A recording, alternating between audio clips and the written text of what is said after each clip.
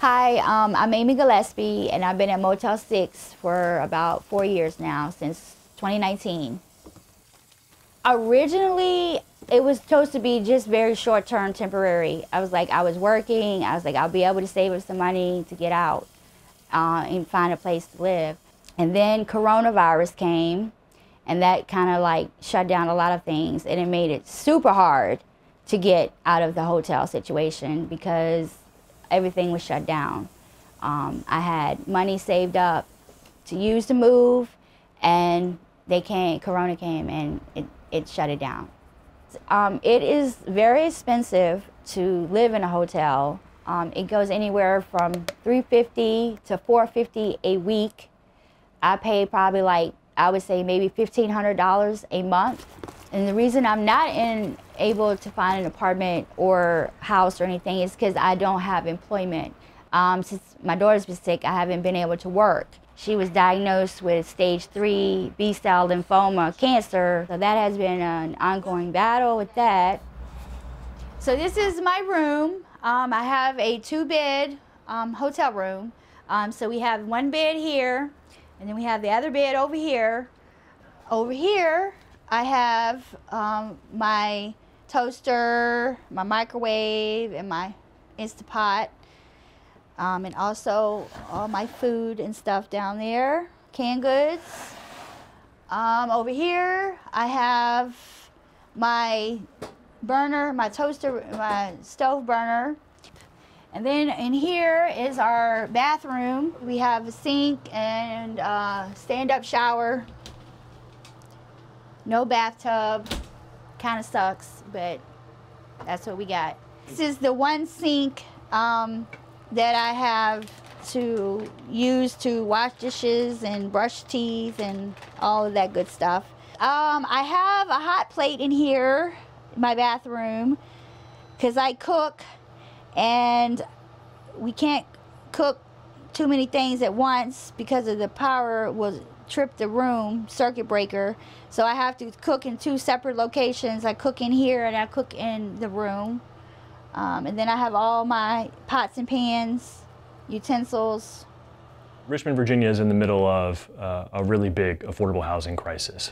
The crisis has gotten worse through the pandemic as rents have skyrocketed. You know, historically you could find a 2-bedroom or 3-bedroom apartment in Richmond for $1,000, $1,100, $1,200. Over the last 2 years, rents have gone up over 20%. We've seen more families turning to hotels and motels as a form of long-term housing. So there's no official number or census of families that are staying in hotels at any given time. There is for people staying on the street because they are considered easier to count, they're easier to see, but families in hotels are invisible. Especially because they are moving in and out so much. They are staying in a hotel for a week, staying with friends for a week, staying with family members. They split the household, so the kids are going one place and the parents are going another place or sleeping in their car. So it's really hard to count and to get a good idea of how many people are actually in this situation because it changes every day. I would say maybe at least 10 families are going through this at just this particular hotel, but there's hotels all the way lined up here. Not just here, there's hotels on the south side. There's hotels all over the place that people are living there because they have nowhere to go. And the shelters are full because people are being evicted out of their homes. People in hotels are not homeless enough. They don't have access to traditional homeless services, which are reserved for people sleeping on the streets or in their car.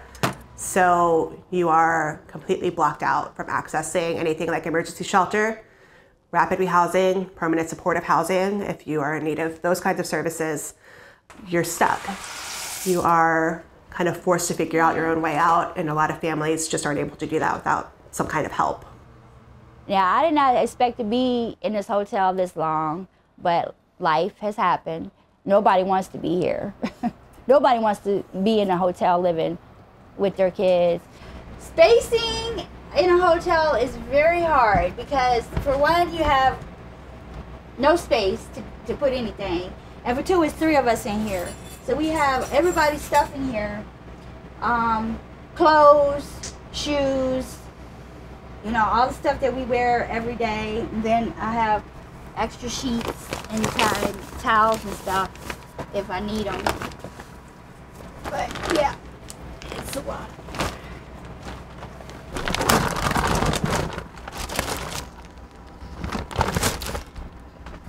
Usually this is when my son come in because he's taller than me. And he can put everything back. But it's okay for now. So he can push it back with his tall hands. Like, they had their own rooms. I had my own room. We all had our own room. Like, if we got mad at each other, you could go to your room. Bye. Go to your room. What room? You want to go to the bathroom? So it just makes it harder when you have a small area. You live in here, you eat here, you sleep here, you do everything here. You go to work and you come back home to here. This is not no home. This is not a home. I look up to my mother. My mother is the best mother. I wouldn't trade her for the world. Pretty much, she sacrificed everything. I mean, she sacrificed, you know, a lot. She sacrificed her job. She sacrificed even her eating when, you know, she would feed us instead of feeding herself. You know, she sacrificed a lot. So that's why, you know, every chance I will get, I will always find a way to do something for her. Go back to your spot. Go ahead. People who end up paying to keep these hotel rooms for long periods of time often have barriers to renting an apartment or a home. Often they have bad credit. Sometimes they have evictions on their records. Sometimes they can't meet certain lease requirements, like demonstrating 2 or 3 times the monthly rent and income. Particularly for single parent-led households with children, that's almost impossible. The prices out here are ridiculous. And it's like, we can't afford the type of rent prices that are out here now. I don't even know how the people that have them are affording the prices that they're paying, because food is going up, gas has went up, everything has gone up. So everything is going up, but nobody's paycheck is going up. It's staying the same. You really don't have space to put anything or do anything with. And we've been through it so much. You know what I'm saying? Like, I want them to have stability. And when I feel like when I'm in a hotel, yes, it is stability, but it's not stability.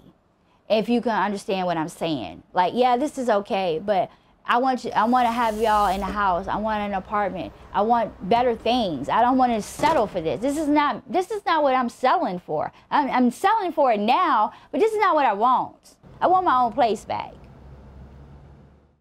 Thank you for watching. Continue to follow Virginia News and Stories by subscribing to our VPM YouTube channel.